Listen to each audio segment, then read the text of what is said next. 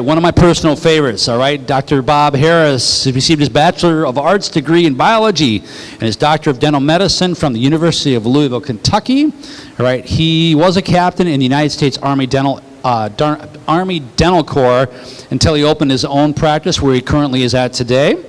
All right, he also co-founded the American College of Integrative Medicine and Dentistry, where he currently serves on the board of directors and chairman on the scientific review committee of the Institutional Review Board. All right, in his spare time, he has lectured nationally and internationally on multiple dental medicine topics. He is nationally and internationally recognized speaker on the use of oxygen ozone in dental medicine. Please welcome to the stage Dr. Robert Harris.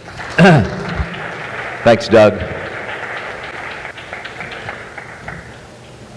Well, let's see. I have to read the AGD disclaimer. So I do not have any financial interest of a product in my talk or with any companies offering grant monies for this continuing dental and medical education program. But before I start, I'd like to thank Barbara because she gave me a really good lead-in here to what we're going to talk about, which is aerosol control using ozone. And I've been using ozone since 1998 when I was in a 2-year postdoctoral program in Washington, D.C., Capital University of Integrative Medicine. And a German physician came to lecture to us on how to get rid of ear infections. And so, of course, it was integrative medicine, naturopathic medicine. So we thought, well, that's going to be pretty good. It'll be herbs or something like that. But he did ear candles, which from Kentucky, we have those. They look like cotton candy holders, curled up paper. They put some like essential oils on them with a little beeswax, stick them in your ear, set them on fire, and it warms up the earwax, opens up these things that they tell you about. And then he said, now we're going to kill everything inside your ear, and we're going to do it with ozone. And I said, do you know ozone's toxic, right? And he said, no, it's not toxic. That's not the kind of ozone I'm talking about. I said, okay, well, chemistry says that O2 is oxygen and O3 is ozone. And there can't be a different kind of O3. And so we got into a little discussion about that, and then he went ahead and did these stethoscope things on us, and it didn't kill me or anybody else in the group. And afterwards, we were having lunch, and I was going, what? Where's this ozone smell coming from? And so there are 5 of us having lunch, and I said, hey, do you smell ozone on me? And John looked at me and said, I think it's me. You? So John held his arm up, so I smell his arm, and then here's 5 grown men at Union Station, Washington, D.C., smelling each other's arms. We're going like, you do have ozone coming out of you. What the heck is this? And so I went back and I grabbed him after we got back from lunch, and I said, hey, what'd you do to us? We've got ozone coming. Oh, no, that's not coming out of your arms. It's coming out of your sinuses and your ears. No, look, if you smell right here. And he said, oh, well, here, you smell me. And I was going, oh, yeah, you smell like it too. He said, no, watch this. He stuck his finger in my ear and went like that. And I was like, do they do this in Germany? You know, so he says, now smell my finger. And I said, I'm not going, no. My dad used to, no, I'm not doing that. And so he said, go ahead. I said, oh, wow, ozone. So then I took my finger and went, oh my gosh, it's in my ear and my earwax and all that. So it's very, very pervasive. Like I said yesterday in the beginning, the course that we were talking about yesterday in the basics, gas is different than water or any other thing that you're going to try to sterilize with when you're in a tooth, because nothing's straight in a tooth. So what to do if you're going to sterilize something, you need something that will go everywhere where there is places for it to go and where it's attracted chemically by electrochemical action on like a positively charged bacteria and a negatively charged oxygen. So if someone's outside and we've got the doors locked, they want to kill us and they've got a gun, they can't shoot us because the doors are locked. If they've got a laser, they can burn a hole through the door, but they can't kill us. But if they drop one little tiny sarin gas capsule out there under the door, and we're all dead. So that's what makes ozone so powerful, and what we're going to use it for infection control. Okay, so it's really powerful, and I've been using it now like 22 years. So But what we're going to talk about today is in 2004, we added into the ozone courses that we teach a little section on aerosol control, because both Phil and I recognize that we're putting out a lot of aerosols in the office. And one of our hygienists, Allison, she would be sick every winter. She'd miss a week here and a week there and all this. So we said, why don't we try ozonated water in our unit water bottles? Why don't we try ozonated water in the ultrasonics? Why don't we have people rinse with ozonated water before we treat them? And so we started doing that in 2004. And it was amazing because we had very few incidents where the staff's getting sick anymore. And I pretty much never would get sick, but I maybe, in all my years of dentistry, I maybe missed like 3 or 4 days ever.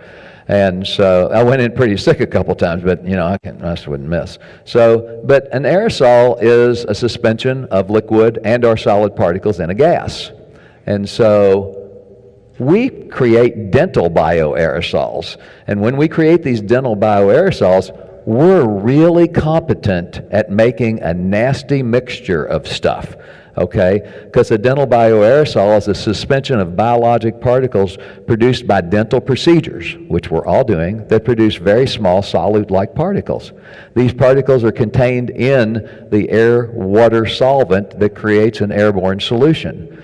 So how are we doing that? Well, everything we do, like high-speed handpieces, ultrasonics, three-way syringes, lasers, so look at that. I mean, this is what comes out of the patient's mouth when we're prepping a tooth. You don't think there's a lot of stuff in there? You don't really want to be breathing this. So we have our other types of things, the masks and the visors and all this stuff. But that stuff is still getting out in there. And if you're going to breathe it, at least it should be disinfected and sterile. Okay? So if you have these solute-like particles over here where there are microorganisms, then we're going to create an aerosol solution out of microorganisms, tooth particles, gingival particles, blood, saliva, metallic particles, composite particles, and calculus particles. There's all kinds of stuff in there. We're going to make an aerosol of that in a solution of air and water. And so some combination of those things, and it just can't be good for us. So what are other sources of aerosols? Well, sneeze into your elbow, cough, cover your mouth, sing, talk. You can't go to church anymore and sing because you're going to create an aerosol, and that's really pretty silly, and it didn't go over very well in parts of Kentucky or southern Indiana where I am, and so even though they threatened to come and take our license plate numbers on our cars, that didn't stop us. We still went to church. So laughing can do it. And of course, all the hot air you put out during a lecture definitely puts aerosol. Like you guys are in danger right there. Okay. We need one of those plexiglass barriers that maybe follows me around. So what are we going to do to like this? So we've got these sources of aerosol. So what can be done to eliminate aerosols? It's easy. It's ozonated water. And the unit water supply bottles in our operatories all have ozonated water. And the ultrasonics all have ozonated water in them. And we have the patient's pre-treatment rinse. And the reason is ozonated water is an oxidant. And these oxidizable substances that we have here, bacteria, virus, fungus, parasites, those are all positively charged.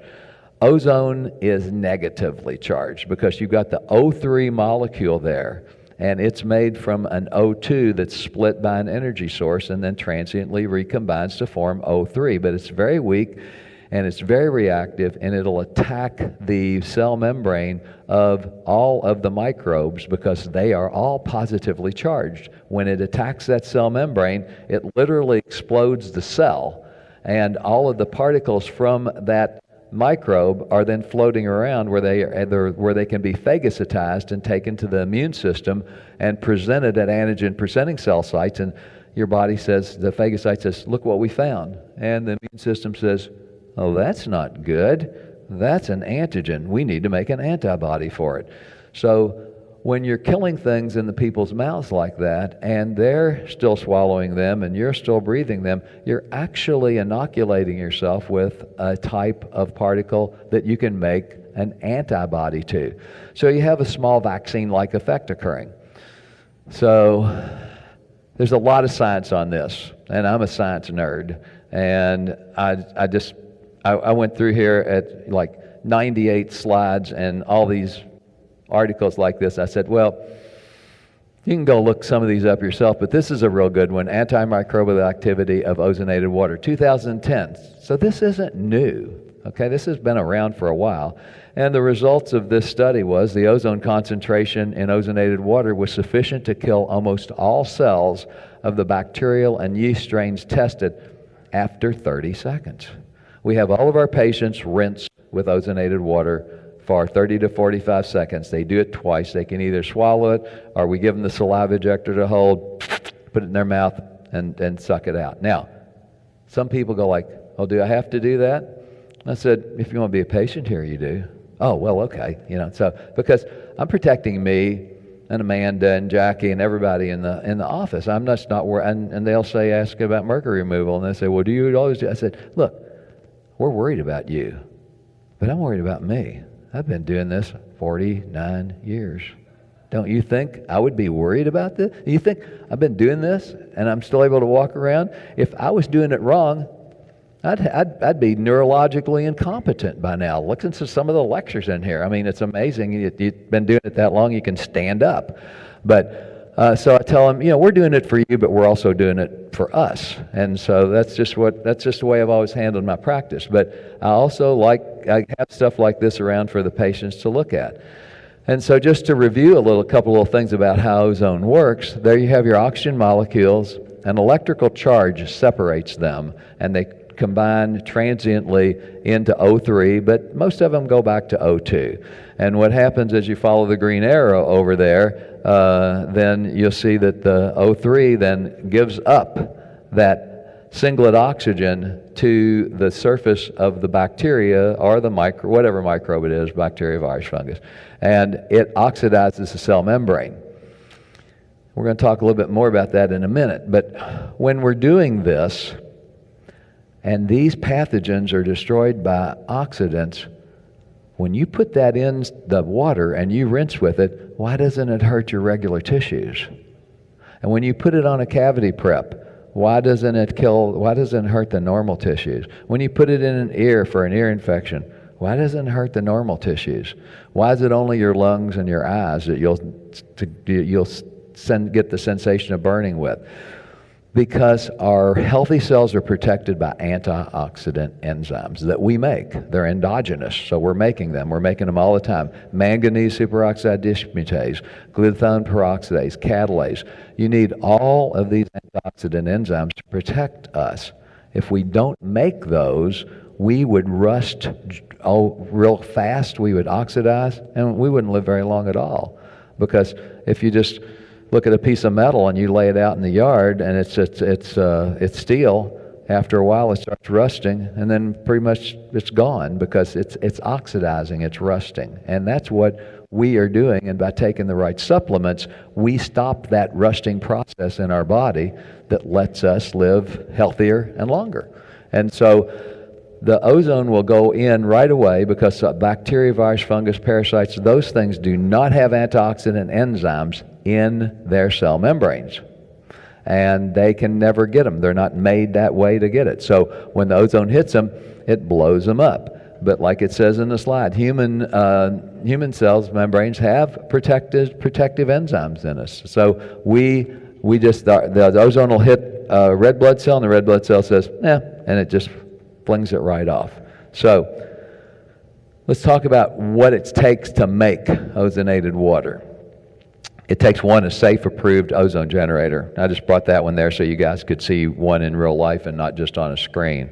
And an oxygen tank, which is medical oxygen, which is that cylinder sitting there with a green top, and a glass or approved container like that Erlenmeyer flask, and a glass bubbler like that stem that's going down in there that's bubbling up, and use distilled chlorine-free water. You can use reverse osmosis water also. So when you look at the ozone generator, there are certain requirements that you want to have, because if you're just making ozone water, it's important, but a lot of the ozone generators you see on the market that some people are using for use medically or dentally are actually made to remove odors from rooms. And so instead of using ambient air in those units, some people hook an oxygen line up to them. That unit's not made to run on oxygen. It's made to run on 21% oxygen from room air. I'll show you what happens here in a minute.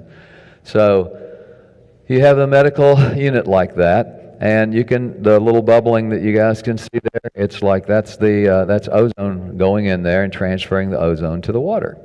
And so the thing that I've always been concerned about is purity, okay? And you want to produce pure 100% contaminant-free ozone, because if you're going to have them swallow it, or if you're going to inject it, which we do a lot, or if you're going to put it on a tooth to sterilize the tooth before you fill it, or if you're going to inject it around an implant site or in an extraction site, you don't want something that's contaminated with pieces of steel or metals or latex or anything like that. So you want to just be careful on what type of unit that you have. And they should be able to be precise and calculated so you know how much ozone that you're using. So you need a little chart like that on the unit. And some of them have a little dial that you can dial up, and it's those are from Germany, and they're pretty expensive. They're like $15,000, and they're hard to get in the country, but this particular unit's Canadian. And so how are you going to make ozone? Like I said earlier, it just takes an electrical discharge, and you split the oxygen molecule apart, and then what happens is they transiently combine back to ozone. Most of them will go back to O2 on the left there as you look at it, but some of them do the O3 there on the right, and the O3 is the very reactive molecule.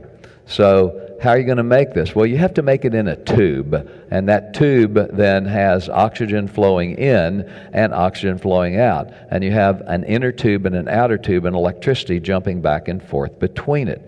So how you control the amount of ozone that you're creating for what you want to use it for is between how fast the oxygen is going through and how much contact time it has with the electrical energy in there, the high voltage tube, and that gives you your ozone concentration. Well, you get these things coming in from China. This is bad, the ozone unit, but obviously the COVID stuff is worse. But, I don't know, it's just hard to trust anything right now. But this is one that comes in from China that some of the dentists were using, and they were hooking an oxygen line up to this, an oxygen tank up to it. But normally air-fed units are meant to use 21% oxygen, so they're not used to having very dry oxygen.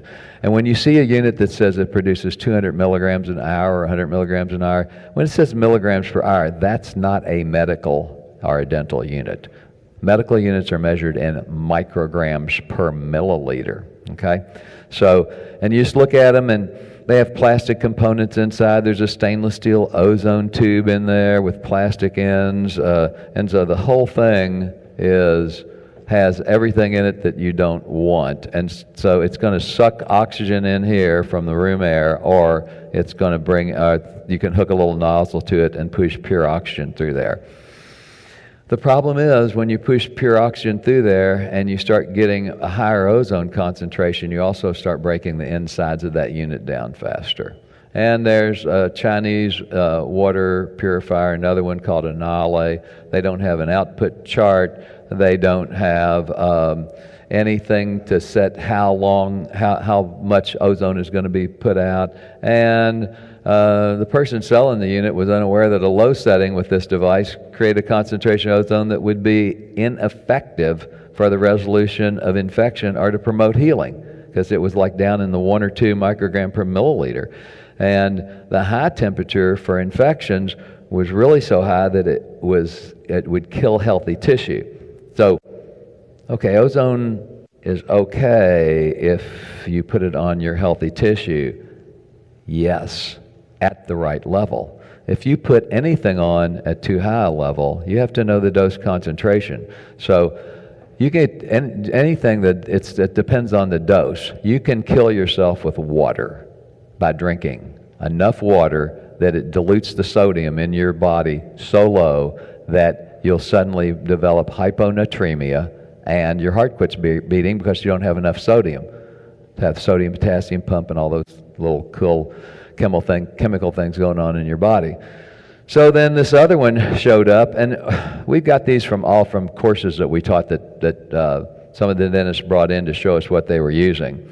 But this is another Chinese unit, and the ozone, it has plastic ends, and so you said that wasn't very good, and plastic tubing, and so this guy was saying, oh, this is a wonderful one. It's got fins on it to make it get cooler faster because heat destroys the ozone. But when you took it apart and looked at it, the tube was made out of aluminum. So that ozone's going to attack that aluminum, and you're going to have aluminum oxides. You're going to be drinking it or rinsing with it, and hopefully not injecting with it. But he was showing us how great it was, and while he's showing it to us, it started smoking, went poof, and then caught on fire. And so I said, okay, well, there's a few problems there, but what happened was they had a whole high voltage line here. They had a dial on it that's supposed to change the concentration of ozone, but it wasn't hooked to anything. It just went click. When you clicked it, nothing changed in there. And so we had an output meter at the time, and we would check those things. And so some of them are pretty dangerous. So this is a guy in Tennessee decided he's going to make a medical ozone generator, and he advertised it as the best medical unit, and it would make more ozone than any other medical unit, and multiple ozone settings and everything. And so somebody brought one of those in, and so we took the top of it off and looked inside, and here's what it looked like inside. It's got two Chinese it's got two Chinese tubes in here, okay? Each tube, they came from China, was rated at 70 micrograms per milliliter. So this genius thought, well, if this one's 70 and that one's 70, I got to be putting out 140. And like, okay, math doesn't work that way. 70 and 70, no matter what, you're only going to get 70. But when it was actually tested, it produced only 64 micrograms per milliliter. But again, the dial didn't work, and so there's just a lot of stuff out there that people just get taken in by this because guess what? It's inexpensive. And so, when you look at, a nice unit and then you look at one of those, you think, oh, well, that one probably works. I did the same thing when I first started. I bought an ozone steam sauna, and I got one of the little tent things and bought a chair at Walmart and put it in there. And it's got a little rice steamer sitting beside it. And I've got a little ozone unit sitting there. And I'm sitting in this thing, and all of a sudden, the walls start falling apart on it after 2 or 3 times. And I thought, well, it said ozone resistant. It wasn't ozone resistant. So I called the company, and they sent me another one. I'm sitting in that one. 3 or 4 times in there, and the walls fall apart again. Okay, now those are like $400, $500. So, and then good units probably $2,000. So I get a third one. The third time's a charm. This one's bound to be ozone resistant. So I'm sitting in there, and all of a sudden my feet start tingling. And I'm like, what's going on in my feet? And then it was like I was shocked really badly. I ripped the zipper out of the tent, crawled out across the floor, and then all the lights in the house went out, shorted out. The rice steamer that was making the steam to put inside the ozone unit had melted through into and came down in contact on the floor in the basement where the water was leaking out, and the water was underneath my sauna, and I was almost electrocuted.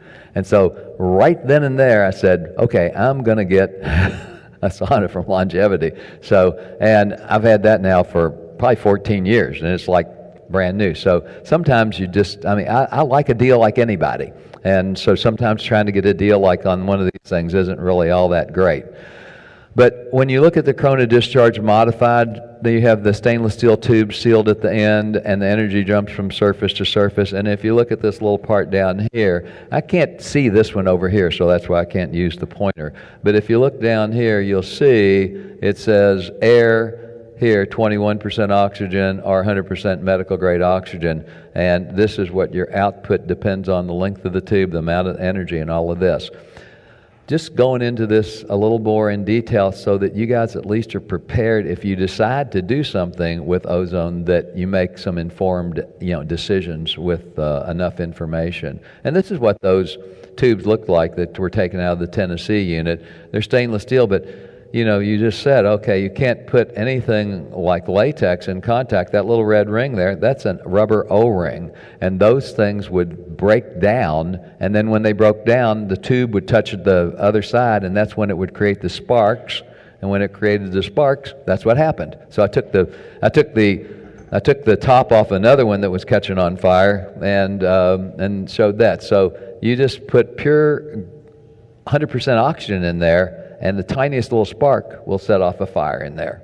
So this is the one that you want to always ask what the tube is made out of, and it should be glass. The only thing that should contact ozone is glass, silicone, and kynar.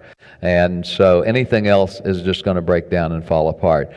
But this is a dielectric quartz tube, and it creates a nice, smooth, cool field where the ozone is being formed, and it's called a plasma arc field.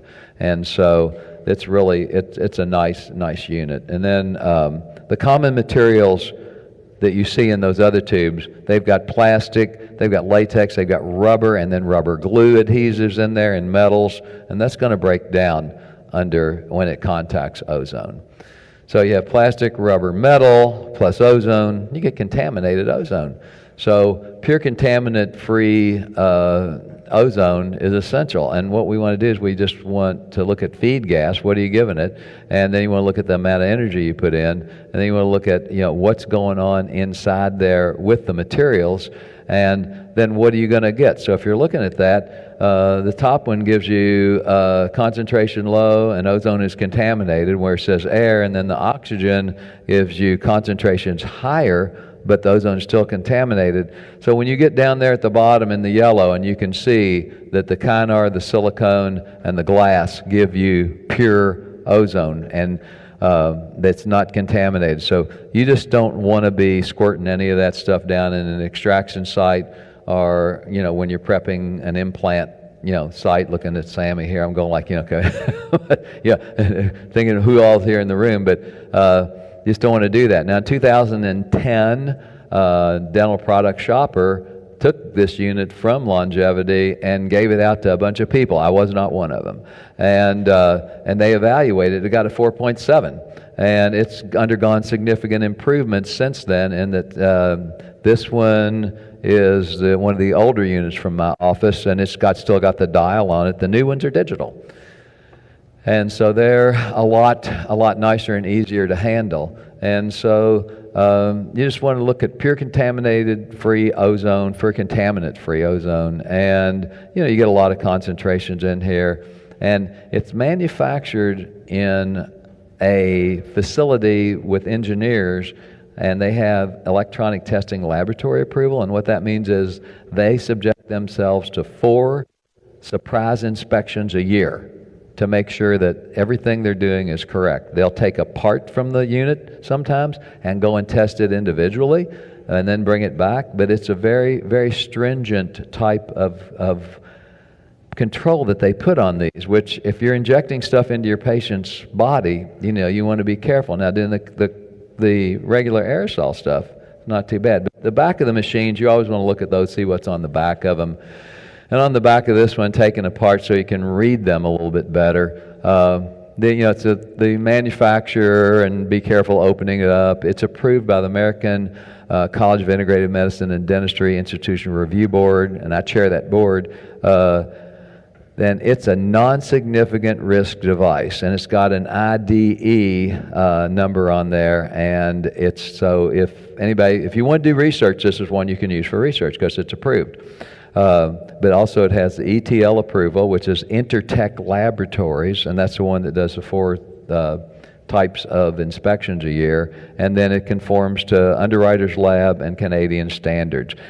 And then you also want to look and make sure your unit has a model number and a serial number. Otherwise, if they're just mass-produced and thrown out on the market, how do you know? And so, I'm just, I'm pretty much a nerd on detail like that. So, knowing that what kind of ozone generator you need, what else do you need? Well, you need medical oxygen or medical type oxygen concentrator. And so, why would you want one or the other? The Oxymax there is also used on the steam saunas. It's also used to make water and things like that. It produces 98 to 99% pure oxygen, I'm sorry. And so, but there's still a bit of nitrogen in there. So you're going to have some nitrogenous compounds generated. For injections, you don't want that. So if you're injecting anybody, you want that little tank like that. That tank right there is an E-cylinder. It's the third one over from the left right here. It's your emergency oxygen cylinders that you have in your office usually, unless you have nitrous, and then it's all plumbed in. But that's why you want to use the medical oxygen in there. And then you want to use glass. So this is an Erlenmeyer flask that comes with the unit. They also make a column. You'll see that in a minute. And how fast the ozone ozonates depends on several things: water temperature, pressure, and the size of the bubble. Okay? So for your ozonated water that you're going to make for your units, and you're going to, for your ultrasonics and your ozone, the water for your unit water bottles, this is what we're going to use. And if you look at the way it's set up there and read the bottom right here, to calculate the concentration of ozone in the water, it's going to hold 25% of what you put in it. It's not going to hold more than 25 micrograms per milliliter, period. You can hold more than that if you get the water at 5 degrees centigrade and you get it under 1 atmosphere of pressure. That's really hard to do, so you'll never get an ideal amount of ozone in the water. Now, some of the surgeons will ozonate saline, and ozonated saline will hold more ozone than regular water does. And so they ozonate the regular normal saline that they'll use in their little ozone drills. So what do we use? Well, we store the water after we make it, you'll see in a minute, in these glass jars. It has several advantages. One, it's organic. Two, my staff likes to drink it. So we get all kinds of that. We go to Whole Foods and buy the Newts, and it's a perfect little fit for this silicone stopper up here. So, you can use different things. I mean, it's going to take longer to ozonate the water in one of these, but when you see what we have and what you can get now, it's a lot different. So, but you're also going to look at these little glass diffusers here that going to make smaller bubbles, which makes the water ozonate faster. So here's what I use in my office now. I used to ozonate it in those little glass jars, but this column that you're ozonating it in will ozonate a liter of water in under 6 minutes because of the hydrodynamics in the water. There's something called EZ water, and EZ stands for exclusion zone, and it's how the physics of the water bubble and the ozone molecule combine as they're held in this column. And so, this is the newer machine. This is one with the digital on the front. So I've got a bunch of these in the office. So, Janet's got 4, right? And I've got 3 in one office, 2 in another. But this is what we use to ozonate the water, and you'll see why here in a second, because we're going to talk about the glass bubblers, and that's again that little bonded thing there, and we're going to look at here. See the water, see the bubbles right there, those little bubbles. Those bubbles are, they're small, and you can see them coming out of there right now. But when you look at what happens in this cylindrical tube, look at the bubbles in there. They're really small, and they're climbing through a great distance in parallel walls, where if we go back one here, you'll see the Erlenmeyer flask or that glass jar, it's irregular surfaces. So you're not going to get the consistent mixing of the little bubbles, the very small bubbles that are in this tall cylinder here. And there's a glass stem that runs down through here, and then the top of this has an ozone destructor built into it. So it's a pretty nice system there. And like, you can get it ozonated in, like I said, 5 minutes for a liter, when the other ones takes about 10 to 15 minimum. And what kind of water are you going to ozonate? Well, use distilled water. And you can either buy it or you can make it. And we had a still, and it makes really good distilled water. But what happens where I live in Kentucky, we're on the Nashville Basin, which is why bluegrass goes there, because we got calcium carbonate in the soil. A lot of calcium carbonate, which makes scale in your water lines. That's why your hot water heaters will get clogged up after a while, because it's an inverse proportion, inverse ratio from heat to the salts that are in the water. And the hotter it gets, the more they precipitate out. So we basically buy most of our distilled water. I've got a reverse osmosis unit, and we use that too. So you just want to use something without chlorine. And so the science behind this is how you can ozonate the water is you have the ozone molecule again here, O3, and then you have Henry's law, which is temperature, time, and pressure. And you have to, for the amount of time that it takes, depends on the amount, the temperature of the water, and the water should be, if you can get it near 5 degrees centigrade, it's pretty good, but ours is usually like between 7 and 8 degrees centigrade, because that's refrigerated water. And then you had the pressure, and most of the time in Louisville the pressure is in 29 range, and so if you had it at 30, you're going to be more consistent, but you just can't be consistent like that. So after knowing all of that and listening to that, why is this so important? Well, what the properties of ozone deliver is it kills bacteria, virus, and fungus like we talked about earlier. But this is the interesting part that really got to me. In the German research, they found that 1 molecule of ozone kills the same number of bacteria as it takes 3 to 10,000 molecules of chlorine to kill.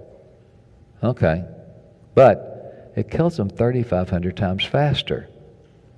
Well, I have kind of a math brain, and I couldn't make those numbers work, And so, because it continued on in that article, it also oxidizes, burns up phenolics, poisonous compounds of methanol and benzene, pesticides, detergents, chemical manufacturing, waste of aromatic compounds more rapidly and effectively than chlorine. And here's the kicker. There's no trihalomethanes, easy for me to say.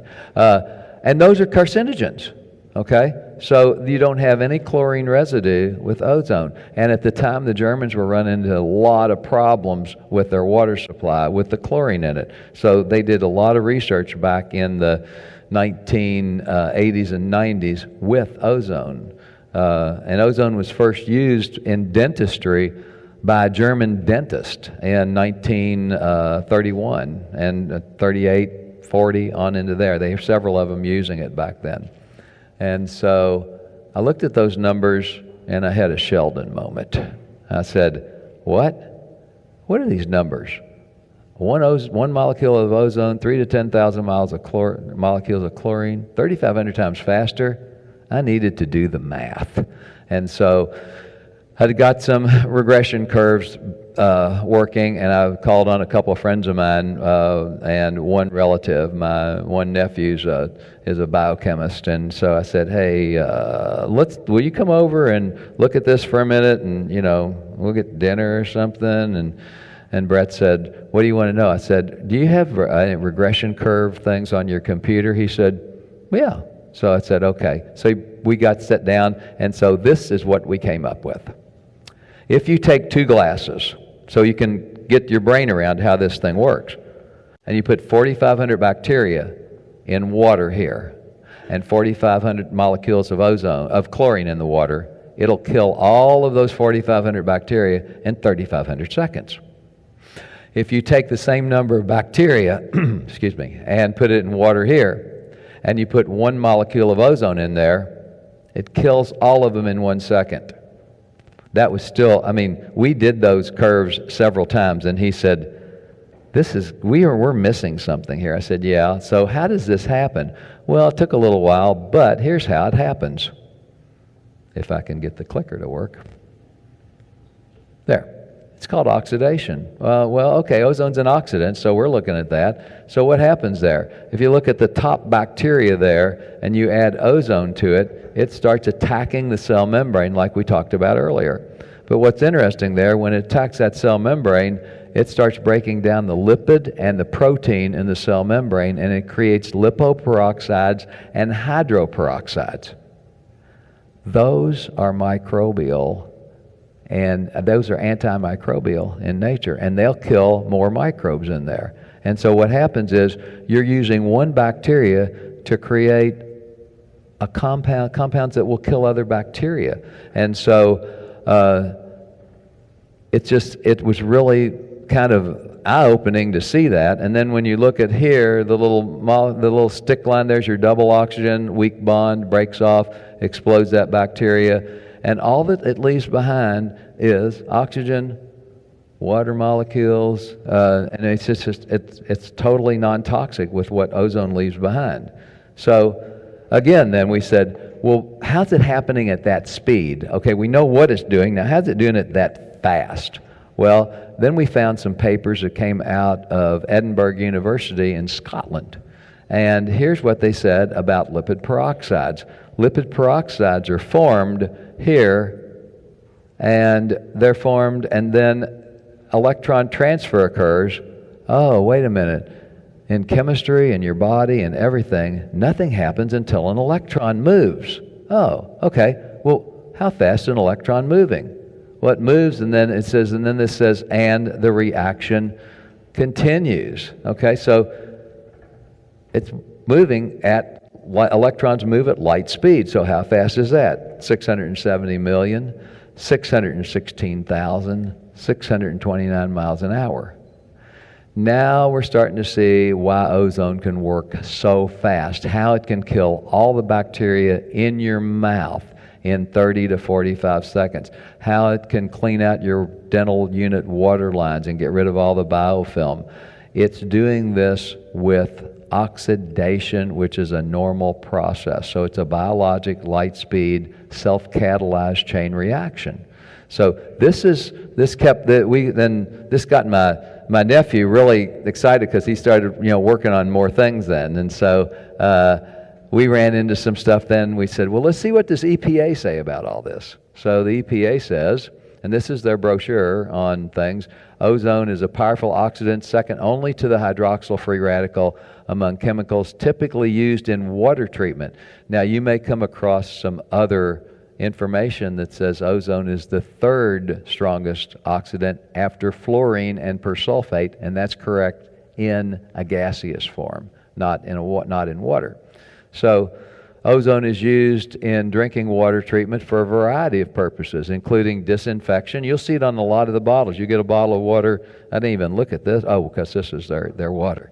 But you look at a lot of the bottles of water and it'll say purified by ozone and ozonation. And so, but you'll see that on a lot of them. So, and you'll see the inorganic pollutant oxidation. It takes care of iron, manganese, and sulfide. There's a water company locally in our area that has a lot of manganese in it, and the water's brown, and they can't get it out. But if they decided to use ozone, they could get it out. But organic micropollutant oxidation, it takes care of taste and odor and pesticides. They use those in Disney World to get that sulfur smell and taste out of the water. They'll run it through some ozone units there. So then ozone has a high germicidal effectiveness against a wide range of pathogenic organisms, including bacteria, protozoa, viruses, and fungi. So when they asked me about COVID, they said, oh, wow, you're afraid you're going to dentist, you're in people's face, you're going to get COVID. I said, I'm not afraid of that. I'm not afraid of any of that stuff. as long as I've got that thing running and do what we do at our office, you're not going to get sick.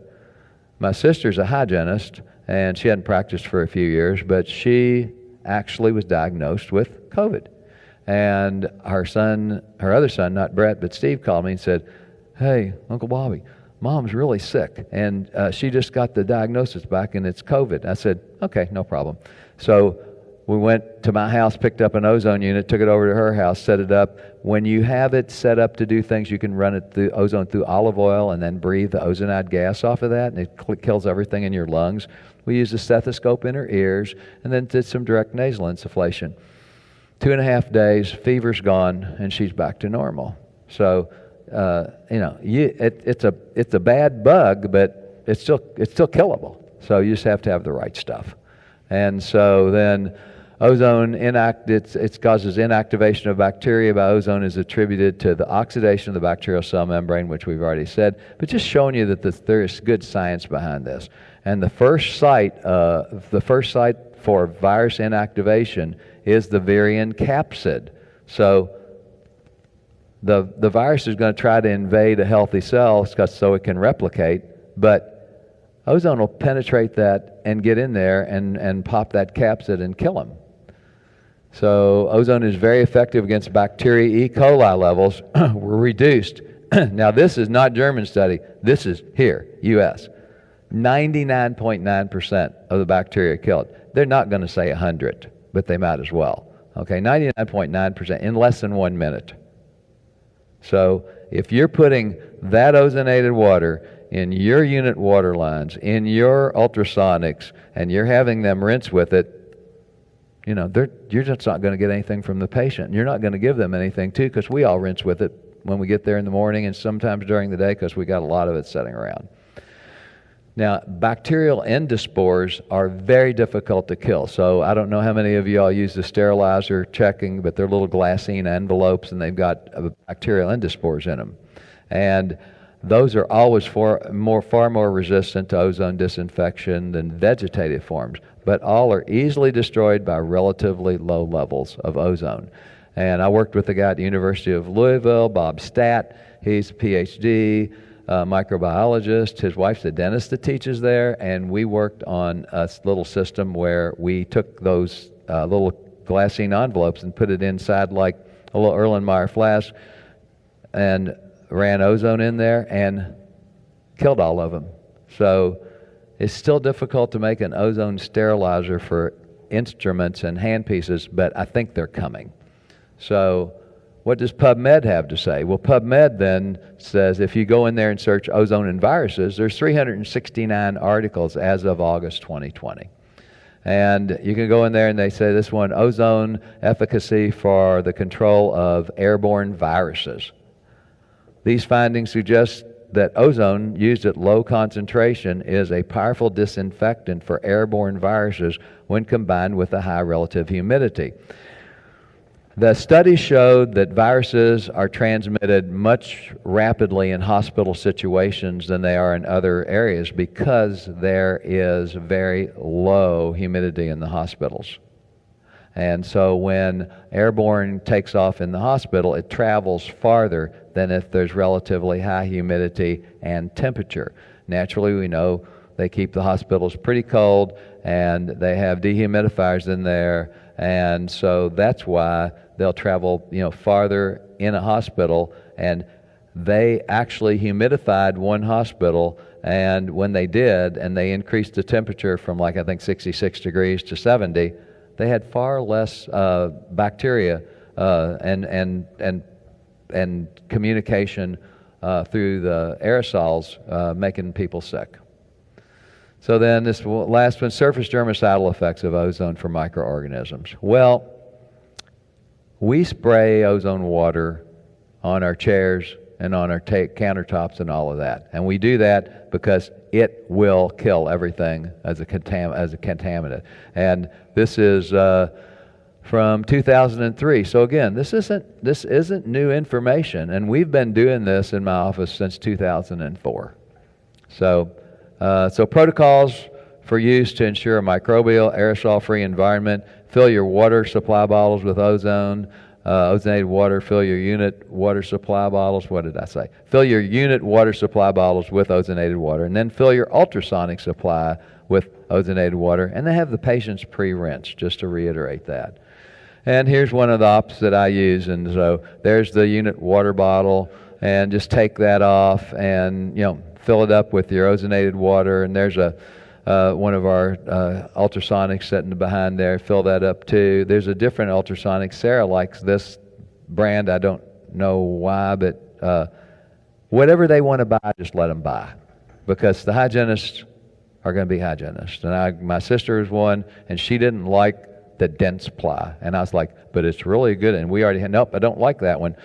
Okay, what one do you like? I like this one. So I learned early on that whatever the hygienists want, I get it to them. Okay, it's like if they ain't happy, nobody's happy. And so I know Barbara probably would agree with that. So, but I just always say, okay, if that's what you like, and it works in their hands, and Sarah says, I like this one better, and it sounds okay, yeah, so we just get it for her. But they all agree that since we've used ozonated water in there, and some of them have come into the practice from other practices, and they say, when they first start, they go like, what is this stuff? I explain it to them. They never really get it. They kind of get it, but I can't sit down with them and explain it to them. And then when I teach an ozone course at my office, they come and they leave going like, why didn't you tell us that? I said, I try to, but sometimes it's hard getting it in a non-educational, like Doug's finishing his hand, shaking his head, he's finished. Okay, so additional uses. Irrigate perio pockets, irrigate root canals, clean cabinet tops and chairs, and eliminate the biofilm from your water lines. Here's one thing, and I didn't put this slide in here, I was going to. If you're going to use ozonated water in your units and you haven't ever used it before, don't leave your hand pieces or three-way syringes hooked up. Because if you got biofilm in there, it'll clog your hand pieces in a heartbeat, and then it's really terrible getting them cleaned out. I had to send them into one of the handpiece repair places to get them cleaned out. So this isn't the end, it is the beginning. So you guys can join the paradigm shift in dentistry and start, think about using some ozone in there. Okay? So with that, I did have one thing, if you guys are interested in looking at it, show you this real quick. Did this yesterday. But if you want to see the difference, this is the ozone machine. It's set up. It's running. We'll turn the ozone machine on here. We have it set on. This is what you would use to take the decay out of a cavity. Okay? You prep your cavity and you put this. Now I'm using a 60 cc syringe so you can see it better instead of a 10. But you flip this up and you see the syringe loading. That's ozone gas in there. And that's 51.5 micrograms per milliliter. So, this is a latex glove. This is the ozone syringe. Okay. This is my ear. You can put it in the ear. You can put it on your skin. You can put it in your mouth. You can't inhale this, but you can. The Germans do this, what they call under apnea, which means they stop breathe. They hold their breath.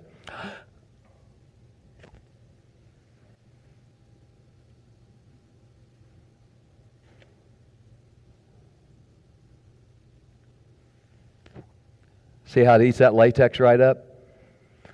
So what do you think's happening inside those cheaper ozone machines? So that's just going to eat up anything. Why does it do latex? Because latex doesn't have any antioxidant potential in it. So, but, if you all have any questions about that or you want to ask me, I'll hang around we're going to do the questions and everything. And so, thank you all for your attention.